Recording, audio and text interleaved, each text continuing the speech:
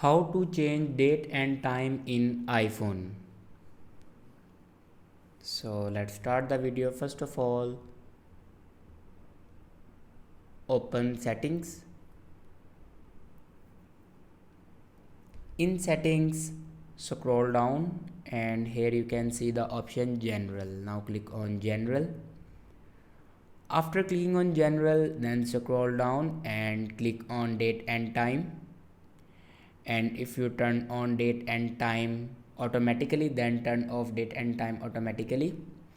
After turn off date and time automatically, then here you can set your date and time.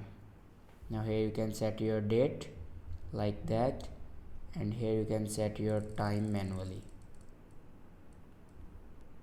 So this is the way to set date and time in iPhone. I hope this video is helpful for you. Thanks for watching.